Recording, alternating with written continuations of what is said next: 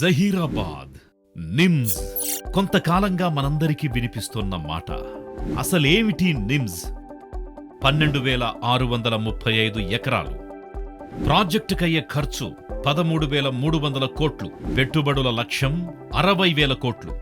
2.77 లక్షల ఉద్యోగాలు. రాబోయే 10 సంవత్సరాల్లో దాదాపు 20 లక్షల జనాభాను ఆకర్షించగల ఓ బృహత్తర ప్రాజెక్ట్.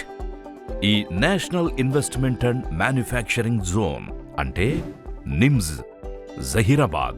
దేశ పారిశ్రామిక ఆర్థిక ప్రగతికి కీలకమైన ఈ ప్రాజెక్టుని కేంద్ర రాష్ట్ర ప్రభుత్వాలు అత్యంత ప్రతిష్టాత్మకంగా తీసుకుని శరవేగంగా ముందుకు తీసుకెళ్తున్నాయి.